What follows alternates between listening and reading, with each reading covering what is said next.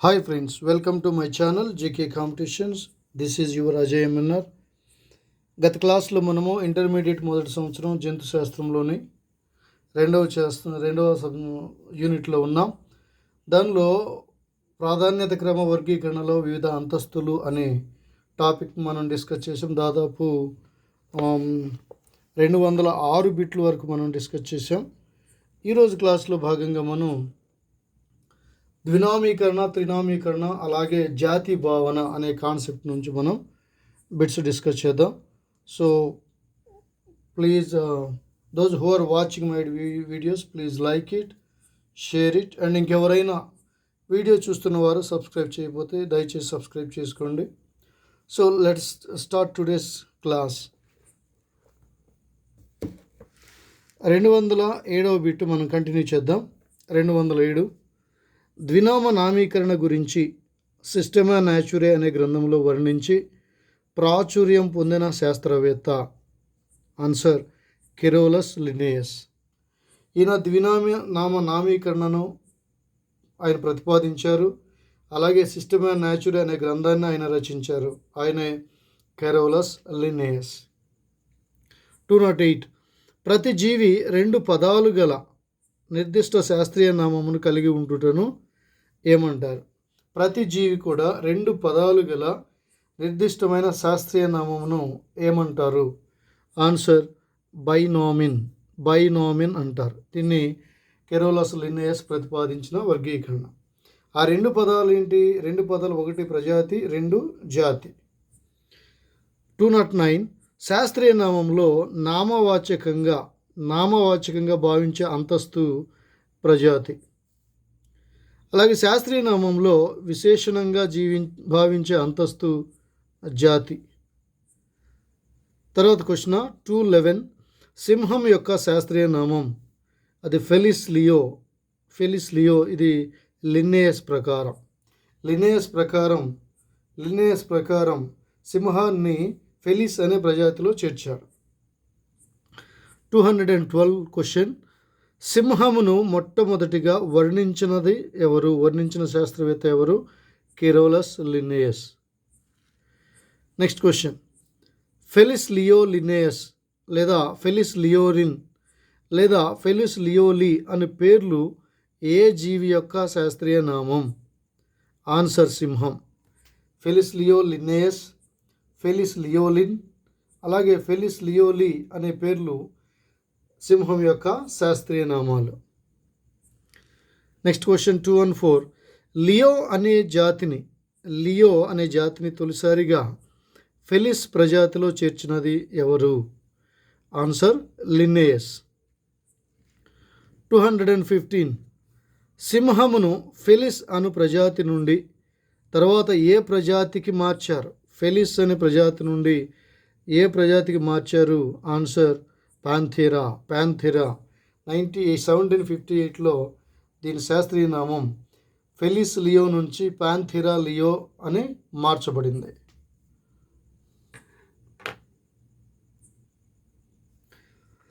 Next question 216 త్రినామ నామీకరణలో ఎన్ని పదాలు ఉంటాయి? అవి ఏవి? ఇప్పటి వరకు మనం ద్వినామ నామీకరణ చూసాం. ఇప్పుడు త్రినామ నామీకరణ. దీనిలో ఎన్ని పదాలు ఉంటాయి? 3 పదాలు ఉంటాయి. 3 అంటే 3, ద్వి అంటే 2 కదా, 3 అంటే 3. ట్రైనామిన్ నామెన్క్లేచర్. దీనిలో ప్రజాతి, జాతి, ఉపజాతి అని 3 పదాలు ఉంటాయి త్రినామ నామీకరణలో. 217 త్రినామ నామీకరణకు మరొక పేరు ట్రైనామిన్. 218 ఒక జాతి కంటే దిగువ స్థాయికి చెందిన ఉపజాతికి పేరు పెట్టడానికి ఉపయోగించే పద్ధతి. ఒక జాతి కంటే దిగువ స్థాయికి చెందిన ఉపజాతికి పేరు పెట్టడానికి ఉపయోగించే పద్ధతి త్రినామ నామీకరణ, నామెన్క్లేచర్ అంటాం. ఒక ఎగ్జాంపుల్ చూద్దాం. చూడండి ఇక్కడ 219 మానవుని యొక్క శాస్త్రీయ నామమును త్రినామ నామీకరణ పద్ధతిలో సూచించండి. హోమోసేపియన్స్. ఇక్కడ హోమో అనేది ప్రజాతి, సెపియన్స్ అనేది జాతి, అలాగే ఇంకొక సెపియన్స్ అనేది అది ఉపజాతి. తర్వాత 220 కాకి యొక్క శాస్త్రీయ నామము త్రినామీకరణ ప్రకారం. కాకి యొక్క శాస్త్రీయ నామం త్రినామీకరణ ప్రకారం corpus splendens splendens. Corpus splendens splendens. Corpus అనేది ప్రజాతి, స్ప్లెండెన్స్ అనేది జాతి, ఇంకొక స్ప్లెండెన్స్ ఏమో ఉపజాతి. 221 ఒక శాస్త్రీయ నామంలో జాతి పేరు ప్రజాతి పేరు ఒకటే ఉన్నట్లయితే, ఒక శాస్త్రీయ నామంలో జాతి పేరు ప్రజాతి పేరు ఒకటే ఉన్నట్లయితే అలాంటి శాస్త్రీయ నామమును ఏమంటారు? అలాంటి శాస్త్రీయ నామమును ఏమంటారు? ఆన్సర్ టాటోనిమ్ అంటారు. టాటోనిమ్ అంటే శాస్త్రీయ నామములు ఇప్పుడు మనం చూసే హోమోసేపియన్స్ కానీ అలాగే కార్పస్ స్ప్లెండెన్స్ కానీ దీనిలో ప్రజాతి పేరు జాతి పేరు వేరుగా ఉన్నాయి. అలా కాకుండా ప్రజాతి జాతి రెండు పేర్లు ఒకేలాగా ఉంటే దాన్ని టాటోనిమ్స్ అంటాం. 222 చూడండి. యాక్సిస్ యాక్సిస్ అనునది, యాక్సిస్ యాక్సిస్ అనునది ఏ జీవి శాస్త్రీయ నామం? ఇది మచ్చల జింక యొక్క శాస్త్రీయ నామం.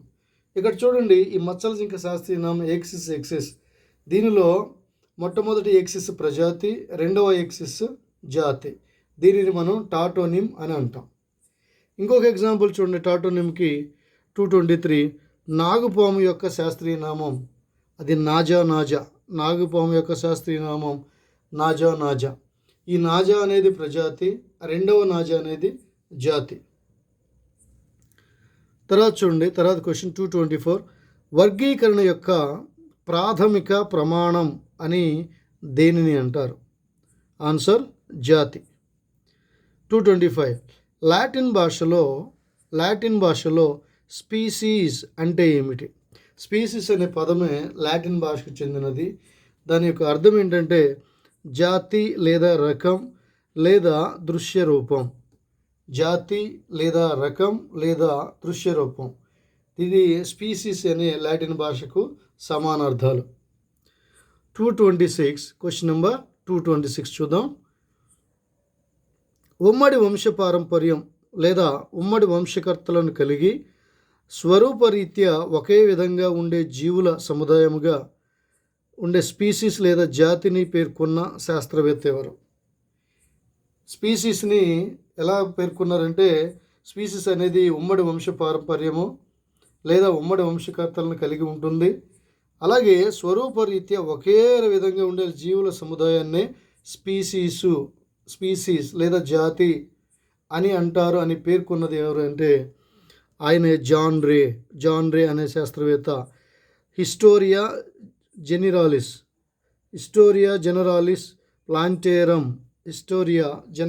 ప్లాంటేరం అనే తన గ్రంథంలో జాన్ రే అనే శాస్త్రవేత్త ఈ స్పీసీస్ని నిర్వచించాడు. క్వశ్చన్ నెంబర్ 227 జాతిని వర్గీకరణ ప్రమాణంగా పరిగణించిన శాస్త్రవేత్త ఎవరు? జాతిని వర్గీకరణ ప్రమాణంగా పరిగణించిన శాస్త్రవేత్త ఎవరు? ఈ వర్గీకరణ దీన్నే బయలాజికల్ కాన్సెప్ట్ ఆఫ్ ఎవల్యూషన్ అనే కాన్సెప్ట్ అంటాం. ఆ పరిగణించిన శాస్త్రవేత్త లిన్నేయస్. ఈయన తన గ్రంథమైన సిస్టమా న్యాచురే అనే గ్రంథంలో ఈయన ఏం చేశాడంటే జాతిని వర్గీకరణ ప్రమాణంగా పరిగణించారు. చూడండి గ్రంథాలు చూద్దాం. చూడండి, హిస్టోరియా జెనరాలిస్ ప్లాంటేరం జాన్ రే అనే సైంటిస్ట్ రాశారు. అలాగే సిస్టమా న్యాచురే కెరోలస్ లిన్నేయస్ రాసిన గ్రంథం. తర్వాత 228 జాతి పరిణామ భావనను వర్ణించినది లేదా వివరించినది ఎవరు? ఆన్సర్ బ్యూఫోన్ అనే సైంటిస్ట్. ఈయన న్యాచురల్ హిస్టరీ అనే తన గ్రంథంలో రాశారు. Natural history. చూడండి ఫ్రెండ్స్, ఇక్కడ 3 బుక్స్ వచ్చినాయి. హిస్టోరియా జెనరాలిస్ ప్లాంటేరం అనేది జాన్ రే అనే సైంటిస్ట్ రాశారు. సిస్టమా న్యాచురా అనేది లిన్నేయస్ రాశారు. అలాగే న్యాచురల్ హిస్టరీ అనేది బ్యూఫోన్ అనే సైంటిస్ట్ రాశారు. గుర్తుపెట్టుకోవాలి.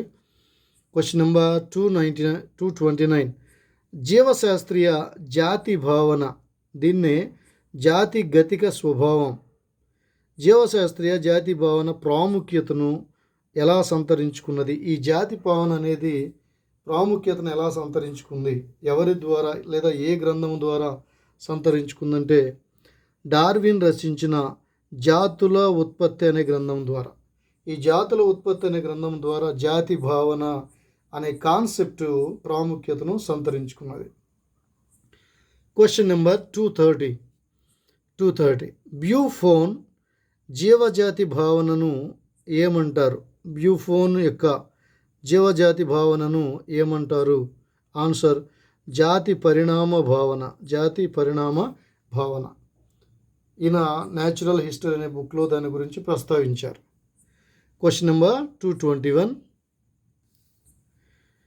ఒకే విధమైన లక్షణాలు కలిగి ఉమ్మడి జన్యు సముదాయాన్ని పంచుకొని అంతర ప్రజననం జరుపుకొని ఫలవంతమైన నమూనా సంతానమును ఉత్పత్తి చేయగల జీవుల సముదాయాన్ని జాతి అంటారు. ఇది ఎవరి భావన? ఆన్సర్ ఇప్పుడే చెప్పుకున్నాం. బ్యూఫోన్ అనే సైంటిస్ట్ జీవజాతి భావన.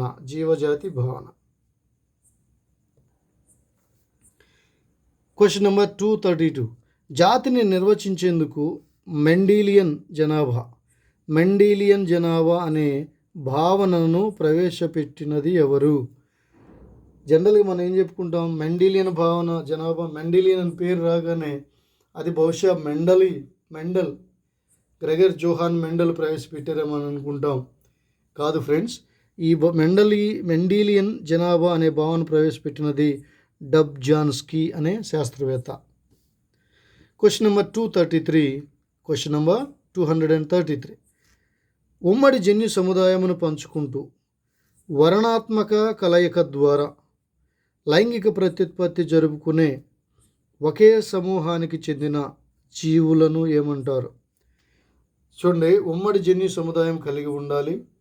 అలాగే వర్ణాత్మక కలయిక ద్వారా, వర్ణాత్మక అంటే ఒకే రకానికి చెందిన జీవులు కలయిక ద్వారా లైంగిక ప్రత్యుత్పత్తి జరుపుకుంటే ఆ సమూహానికి చెందిన జీవులను మెండీలియన్ జనాభా అని అంటారు. దీన్ని ప్రపోజ్ చేసింది, ఈ భావాన్ని ప్రవేశపెట్టింది డబ్జాన్స్కీ అనే శాస్త్రవేత్త. Question number 234. నిరంతరం అనుకూలనాలను పొందుతూ కాలక్రమేణా క్రొత్త జాతి పరిణామం చెందుటను బట్టి జాతిని ఏ ప్రమాణం అని అంటారు? నిరంతరం అనుకూలనాలను పొందుతూ ఉంటుంది, కాలక్రమేణా క్రొత్త జాతి పరిణామం చెందుతుంది కాబట్టి జాతిని గతిశీల ప్రమాణం అని అంటారు. ఎందుకంటే అది నిరంతరం మార్పు చెందుతూ ఉంటుంది కాబట్టి డైనమిక్. తర్వాత 235. ఇతర జాతికి చెందిన జీవులలో ప్రత్యుత్పత్తి వివిక్తత ప్రదర్శిస్తాయి కాబట్టి ఒకే జాతికి చెందిన జీవులను లేదా జాతిని ఏమంటారు? ఇతర జాతికి చెందిన జీవులతో ప్రత్యుత్పత్తి వివిక్తత ప్రదర్శిస్తాయి కాబట్టి ఒకే జాతికి చెందిన జీవులను లేదా జాతిని ఏమంటారు అంటే ప్రజనన ప్రమాణం. వివిక్తత అంటే వ్యతిరేకత.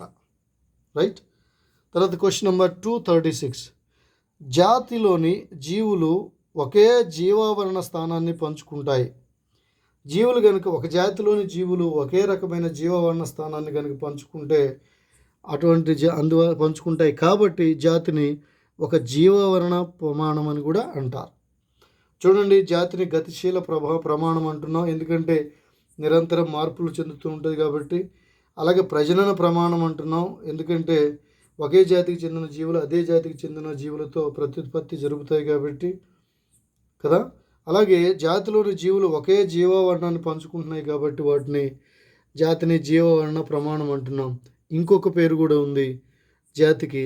237. ఒకే రకమైన క్రోమోజోముల పటమును చూపిస్తాయి కాబట్టి జాతిని ఒక జన్యు ప్రమాణము అని అంటున్నాం. ఇంకో 5వ ప్రమాణం మనం చూస్తే 238. నిర్మాణాత్మక క్రియాత్మక లక్షణాల్లో సారూప్యతను కలిగి ఉంటాయి కాబట్టి జాతి ఒక పరిణామ ప్రమాణం. మొత్తం జాతిని 5 ప్రమాణాలుగా చెప్పుకుంటాం.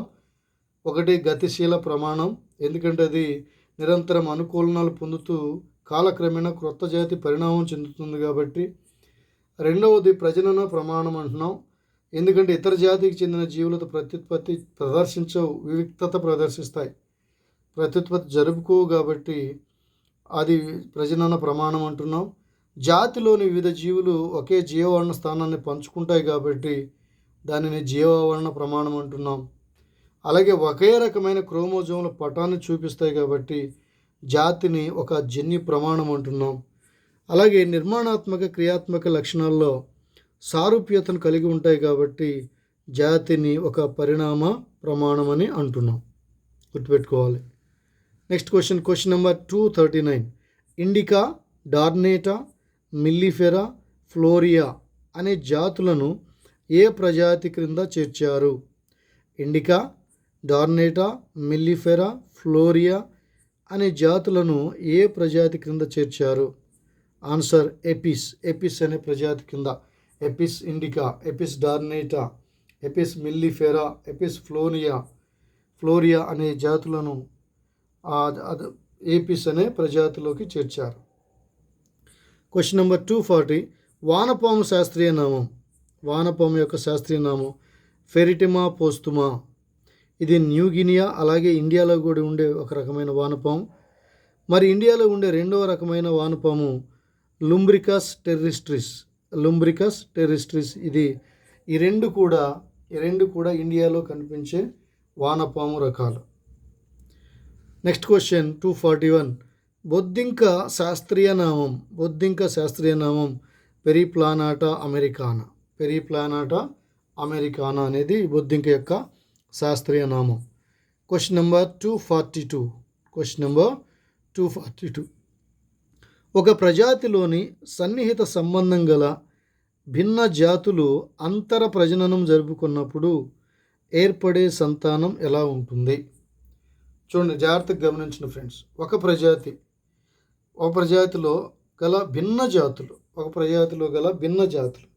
ప్రజాతి ఒకటే కానీ జాతులు వేరు. ఈ భిన్న జాతులకు చెందిన జీవులు కనుక అంతర ప్రజననం జరుపుకుంటే ఆ ఏర్పడే సంతానం ఎలా ఉంటుందంటే వంధ్యత్వంతో ఉంటుంది. వంధ్యత్వం అంటే సంతానాభివృద్ధిని చేయలేని స్థితి. ఇంపార్టెంట్ అని అంటాం. వంధ్యత్వం అంటే ఇక తర్వాత సంతానాన్ని అభివృద్ధి పరచలేవు, ప్రత్యుత్పత్తి జరపలేవు. ఎగ్జాంపుల్ మనం వందే జీవులు చూస్తున్నాం కదా, తేనెటీగల్లో కూలి ఈగలు అంటాం. అవి వందే శ్రామిక జీవులు, అవి సంతానాన్ని ఉత్పత్తి చేయలేవు. రాణి ఈగ మాత్రమే సంతానాన్ని ఉత్పత్తి చేస్తుంది. 243. ఆడగాడిద, మగ గుర్రం ఈ రెండింటి మధ్య సంకరణ ఫలితం. ఈ రెండింటి మధ్య ప్రత్యుత్పత్తి జరిగితే ఏర్పడే జీవి ఎలా ఉంటుందంటే దాన్ని హిన్ని అంటాము. ఇది వంద్య జాతికి చెందిన జీవి. ఈరోజుకి ఇక లాస్ట్ బిట్ మనం డిస్కస్ చేద్దాం ఫ్రెండ్స్. సో ఫ్రెండ్స్, చాలామంది వీడియోస్ చూస్తున్నారు, అతి కొద్ది మంది మాత్రమే లైక్ చేస్తున్నారు. Please like my videos. If you want any further development, please let me know by your message. Any developments are required, please comment in comment box. Thank you for watching my videos. సరే, ఈరోజు క్లాస్లో last bit మనం చూద్దాం. మగగాడిద, ఆడ గుర్రం మధ్య సంకరణ ఫలితంగా ఏర్పడే జీవిని మ్యూల్ అంటాం. సో ఇది మై డియర్ ఫ్రెండ్స్, ఈరోజు క్లాస్లో మనం ఆల్మోస్ట్ 38 బిట్స్ వరకు మనం డిస్కస్ చేసాం. Thanks for watching my videos. Have a nice day. Keep watching videos. Thank you. All the best.